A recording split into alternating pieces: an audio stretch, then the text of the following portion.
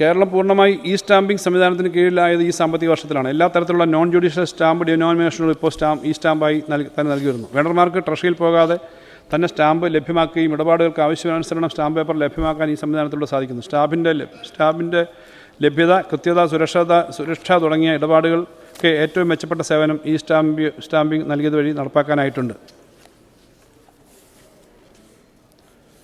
Sir, KFC sir, ഈ കാലയളവിൽ KFCയുടെ ഓഹരി മൂലധനം 300 കോടിയിൽ നിന്നും 600 കോടി രൂപയായി വർദ്ധിപ്പിച്ചിട്ടുണ്ട്. KFCയുടെ ഓഹരി മൂലധനം 200 കോടി രൂപ വർദ്ധിപ്പിച്ച് 800 കോടിയായി ഉയർത്തുന്നതിന് നടപടി സ്വീകരിക്കും. സർ, KFC നടത്തുന്ന വിവിധ പരിപാടികളുണ്ട്. അതിനകത്ത് ഈ 10 പേർക്കെങ്കിലും നേരിട്ട് ജോലി കൊടുക്കുന്ന മുഖ്യമന്ത്രിയുടെ സംരംഭകത്വ വികസന പദ്ധതിയാണ് ഏറ്റവും പ്രധാനപ്പെട്ടത്. 2 കോടി രൂപ വരെയുള്ള വായ്പകൾ 3% സംസ്ഥാന സർക്കാർ സബ്സിഡിയോടുകൂടി 5% പലിശ നിരക്കിൽ ലഭ്യമാക്കുന്നു. ഈ പദ്ധതിയിലൂടെ ഇതുവരെ 2886 ലോണുകളിലായി വ്യവസായ സംരംഭങ്ങൾക്ക് 892.71 കോടി രൂപ വായ്പ അനുവദിച്ചിട്ടുണ്ട്. പദ്ധതിയിലൂടെ ഏകദേശം 25,000 പേർക്ക് പ്രത്യക്ഷമായും 35,000 പേർക്ക് പരോക്ഷമായും തൊഴിൽ ലഭിച്ചിട്ടുണ്ട്.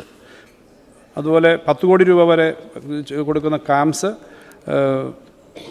10 കോടി രൂപ വരെ അനുവദിക്കുന്ന രീതിയിൽ KFC നടപ്പിലാക്കിയിട്ടുള്ള 79 സ്റ്റാർട്ടപ്പുകൾക്ക് നൽകിയിട്ടുള്ള പദ്ധതി, അതിനകത്ത് 850 പേർക്ക് പ്രത്യക്ഷമായും പരോക്ഷമായും തൊഴിൽ കിട്ടുന്ന പദ്ധതിയാണ്. ഇത്തരം പദ്ധതികളുടെ വിശദാംശങ്ങൾ ഇതിലുണ്ട്. Sir, Kerala state financial enterprises KSFEയുടെ അംഗീകൃത മൂലധനം 100 കോടിയിൽ നിന്ന് 250 കോടിയായി സർക്കാർ ഉയർത്തി. ഇപ്പോൾ അടച്ചു തീർത്ത മൂലധനം 200 കോടിയായിട്ടുണ്ട്. KSFEയുടെ വിറ്റുവരവ് സർ ഇതിനകം 91,000 കോടിയായിട്ടുണ്ട്. സർ, 2021 മെയ് മുതൽ 3275 പേർക്ക് PSC വഴി നിയമന ഉത്തരവ് നൽകുകയും അതിൽ 2500 പേർ ജോലിയിൽ പ്രവേശിക്കുകയും ചെയ്തിട്ടുണ്ട്. സർ, 683 ശാഖകളായിട്ട് വിപുലമായി അതിൻ്റെ പ്രവർത്തനം വർദ്ധിച്ചിരിക്കുകയാണ്.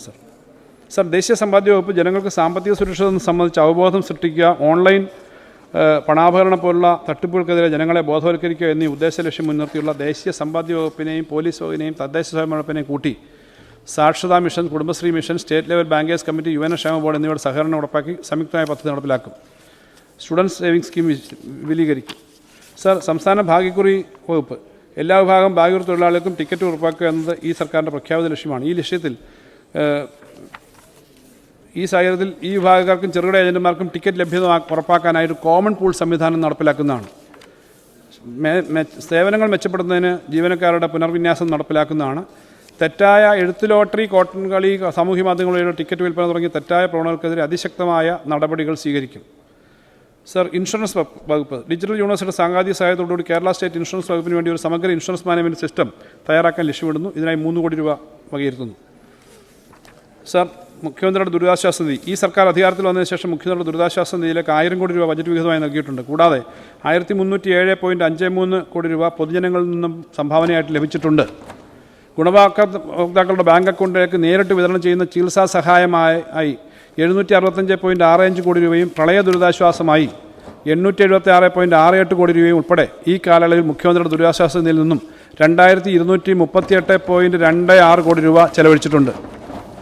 സർ, മെഡിസെപ്പ് സർ, ജീവനക്കാരും പെൻഷൻകാരുമായി 11 ലക്ഷത്തോളം പേർ അംഗങ്ങളായിട്ടുള്ള മെഡിസെപ്പ് പദ്ധതിയിലൂടെ പണരഹിത ചികിത്സാ സേവനം ലഭിക്കുന്നത് 30 ലക്ഷത്തോളം പേർക്കാണ്. സർ, യാതൊരു പ്രീ മെഡിക്കൽ പരിശോധനകളില്ലാതെ ഏത് പ്രായത്തിലുള്ളവരും അംഗങ്ങളാക്കുന്ന മെഡിസെപ്പ് പദ്ധതിയിലൂടെ നാളെ വരെ 8.79 ലക്ഷം ക്ലെയിമുകളിലായി 1668 കോടി രൂപ അംഗീകരിച്ച് നൽകി. ഇതിൽ 1564 കോടി രൂപയും സ്വകാര്യ ആശുപത്രികളിലെ ചികിത്സയ്ക്ക് വേണ്ടിയിട്ടാണ് അനുവദിച്ചത്.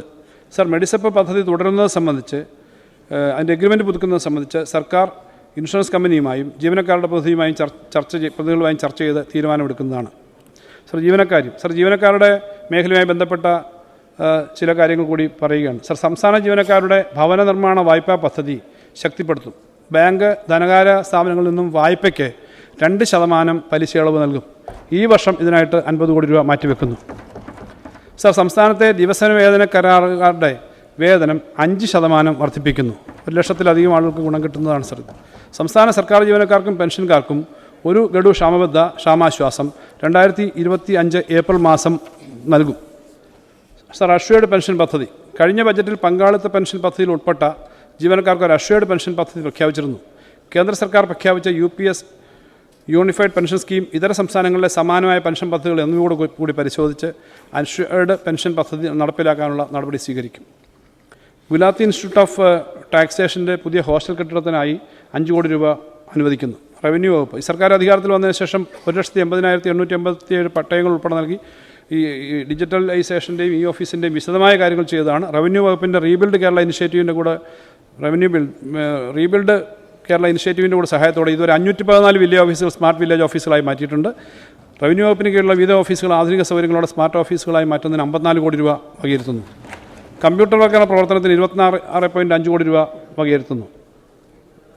സർവേയും ഭൂരേഖയും വകുപ്പിന് 5.58 ലക്ഷം ഹെക്ടർ ഡിജിറ്റലായി അളക്കുവാൻ കഴിഞ്ഞു. 12.6 കോടി രൂപ ഭൂരേഖ സേവന സംവിധാനങ്ങളുടെ സംയോജന പദ്ധതിക്കായിട്ട് മാറ്റിവെക്കുന്നു. സർവേ ഓഫീസുകളുടെ ആധുനിക സൗകര്യത്തോടുകൂടി റെക്കോർഡ് റൂം സ്ഥാപിക്കുന്നതിന് 6.5 കോടി രൂപ മാറ്റിവെക്കുന്നു. സർ, പ്രധാന അടിസ്ഥാന സൗകര്യ വികസന പദ്ധതികളുടെ സുഗമവും സമയബന്ധിതമായ നിർവഹണം പൂർത്തിയാക്കുന്നതിനായി MADP എന്ന ഹെഡിൻ്റെ കീഴിൽ 310.92 കോടി രൂപ മാറ്റിവെക്കുന്നു. സോ KDISC സംസ്ഥാനത്ത് വിദ്യാഭ്യാസം, നൈപുണ്യ വികസനം, സംരംഭകത്വം, പൊതു സ്വകാര്യ പങ്കാളിത്തമുള്ള ഗവേഷണം തുടങ്ങിയ മേഖലകളിൽ നവീന രീതികൾ സൃഷ്ടിക്കുന്നതിനുള്ള സാഹചര്യം ഒരുക്കുക എന്നാണ് Kerala development innovation strategic council ലക്ഷ്യം. നോളജ് എക്കോണമി മിഷനിലൂടെ സംസ്ഥാനത്തെ നോളജ് എക്കോണമിയിലേക്ക് നയിക്കുക എന്നതും ഈ ഏജൻസിയുടെ ലക്ഷ്യമാണ്. ഇതിൻ്റെ പ്രവർത്തനങ്ങൾക്കായി KDISCനുള്ള വിഹിതം 50 കോടിയായി വർദ്ധിപ്പിക്കുന്നു. നവകേരളം കർമ്മപദ്ധതി 2, ഹരിത കേരളം, ആർദ്രം, ലൈഫ്, വിദ്യാകരണം എന്നീ മിഷനുകളുടെ ഉൾപ്പെട്ട നവകേരള കർമ്മപദ്ധതിക്ക് 2 പ്രവർത്തനങ്ങൾക്കായി 9.2 കോടി രൂപ വകയിരുത്തുന്നു. ഹരിത കേരളം മിഷൻ തദ്ദേശ സ്വയംഭരണ സ്ഥാപനങ്ങളുടെയും ബന്ധപ്പെട്ട വകുപ്പുകളുടെയും ഏജൻസികളുടെയും നേതൃത്വത്തിൽ പശ്ചിമഘട്ടത്തിലെ നീർച്ചാലുകൾ വീണ്ടെടുത്ത് നീരൊഴുക്ക് സുഗമമാക്കുന്ന സുരക്ഷിതമാക്കാൻ പശ്ചിമഘട്ട പദ്ധതിക്ക് 3 കോടി രൂപ മാറ്റിവെക്കുന്നു. കോറിയിലെ ജലം കൃഷിയിടങ്ങളിലേക്കെന്നുള്ള സോളാർ പമ്പിംഗ് സംവിധാനം ഉൾപ്പെടെ ചെയ്യുന്ന പദ്ധതിക്ക് 2 കോടി രൂപ മാറ്റിവെക്കുന്നു. കേരള സംസ്ഥാനത്തെ ശുചിത്വവുമായി ബന്ധപ്പെട്ടുള്ള കേരള സംസ്ഥാനത്തെ ഹയർ സെക്കൻഡറി സ്കൂളിലെ വിദ്യാർത്ഥികൾക്കും കുടുംബശ്രീ അംഗങ്ങൾക്കുമായിട്ടുള്ളവർക്ക് മെൻസ്ട്രുവൽ കപ്പ് നൽകുന്ന പദ്ധതിക്ക് ഹരിത കേരള മിഷന് 3 കോടി രൂപ അനുവദിക്കുന്നു. സംസ്ഥാനത്തെ പൊതുവിദ്യാലയങ്ങളിൽ നാപ്കിൻ ഇൻസിനറേറ്റർ സ്ഥാപിക്കാൻ 2 കോടി രൂപ അനുവദിക്കുന്നു. സർ, റീബിൽഡ് കേരള ഇനിഷ്യേറ്റീവ് ആകെ 1000 കോടി രൂപ ഈ വർഷത്തേക്ക് റീബിൽഡ് കേരള ഇനിഷ്യേറ്റീവിൻ്റെ പദ്ധതിക്കായിട്ട് വകയിരുത്തുന്നു. സർ, സർക്കാർ പ്രസ്സുകളുടെ നവീകരണത്തിന് അത്യന്താധുനിക പ്രസ്സുകൾ യന്ത്രം വാങ്ങുന്നതിന് വേണ്ടിയിട്ട് 5.45 കോടി രൂപ വകയിരുത്തുന്നു. ഭക്ഷ്യ പൊതുവിതരണ വകുപ്പ്. സർ, സാർവത്രികമായ ഭക്ഷ്യലഭ്യത ഉറപ്പുവരുത്തുന്നതിൻ്റെ ഭാഗമായി സർക്കാരിൻ്റെ കേരളത്തിൽ വിവിധ പദ്ധതികൾ വിശദീകരിച്ചുള്ളതിനെപ്പറ്റി ഇതിനകത്ത് പറഞ്ഞിട്ടുണ്ട്. മുൻഗണനാ കാർഡും നൽകുന്നതിനെപ്പറ്റി ഞാനതെല്ലാം വായിക്കുന്നില്ല. 1662 റേഷൻ കടകളെ സ്റ്റോറുകളായി നിലവാരം ഉയർത്തി. റേഷൻ കടകളിൽ നേരിട്ടെത്തി സാധനങ്ങൾ കൈപ്പറ്റാൻ കഴിയാത്ത കിടപ്പ് രോഗികളുടെ ഉൾപ്പെടെവർക്ക് സൗജന്യമായ റേഷൻ വീട്ടിലെത്തിച്ചു കൊടുക്കുന്ന ഒപ്പം പദ്ധതി വിജയകരമായി നടപ്പിലാക്കി. സർ,